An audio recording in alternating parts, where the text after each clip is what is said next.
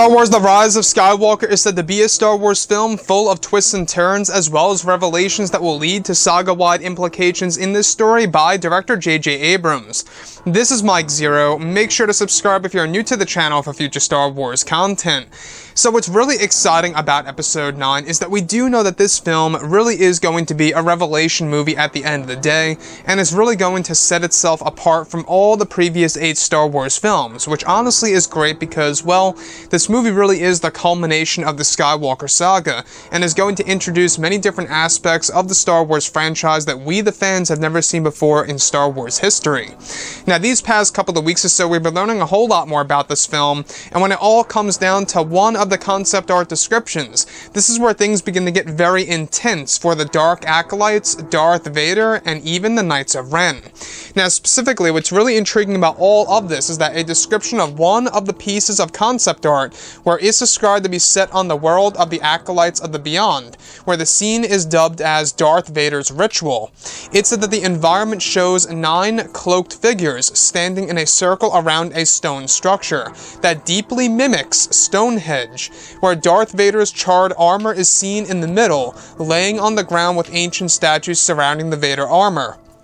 It's described that this sequence is said to connect with the creation of Darth Vader's / Anakin's hybrid Force Ghost, and that it was created by the Acolytes of the Beyond through the power of the spirit of Sidious. The scenery is said to include one of the Acolytes resting his hand on Vader's chest plate, where the other is placing the melted helmet near the neck of the armor. It's said that this takes place years before the events of The Force Awakens, and well before the Knights of Ren stole the armor from the Dark Acolytes. One of the other pieces of art describes a transparent figure in a cloak rising above from the armor itself of Darth Vader, where the scene is dubbed as the Lord's Resurrection. So let's go over a couple of parts about this, because this sounds very eerie and creepy and something that we have never seen before in a Star Wars film, and would definitely explain as to why J.J. Abrams is bringing in the hybrid Force Ghost of Anakin / Vader. Now, what's really interesting about all of this is that we do know that Episode 9 is going to be introducing a ton of different powers in the Star Wars franchise that we have never seen before in Star Wars film history. So the Dark Acolytes are said to be a total of 9 Dark Acolytes standing in a circle where they are surrounding a stone structure. Now, this stone structure, by the way, is said to mimic a real stone structure in our world called Stonehenge.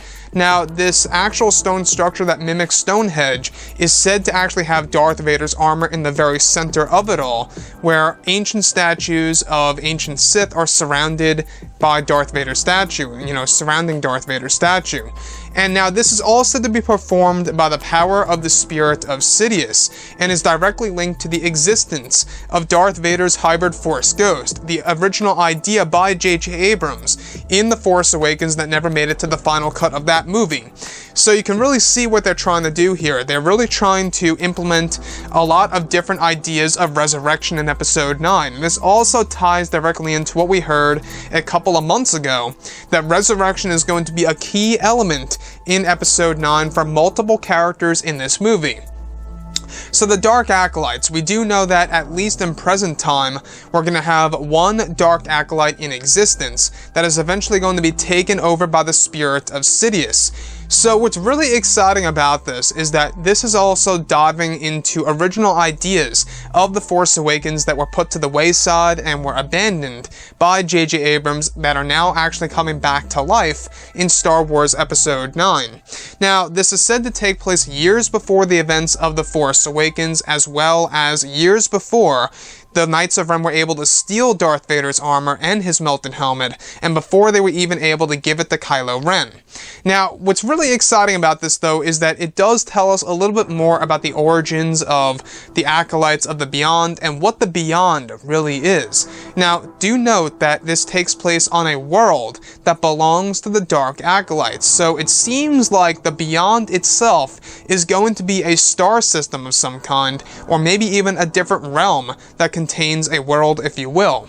Now, what I like about this also is that this seems like it really is kind of connecting itself to the comics. We do know that in the Darth Vader comics, Darth Vader was looking for a way to bring back Padme Amidala back from the dead by use of resurrection through the Mask of Lord moment and other techniques as well. And that also led to a moment in which Darth Vader entered the spiritual realm.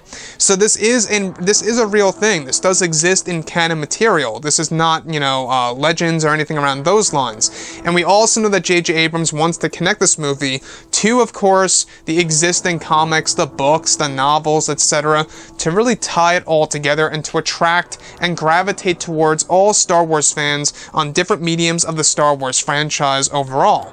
Anyways, guys, drop a comment below. Let me know what you think about all of this in the comments. And if you guys did enjoy the content for today, do make sure to drop a thumbs up on this video to support the channel. I thank you all so very much for the kind support, and I'll catch you guys next time.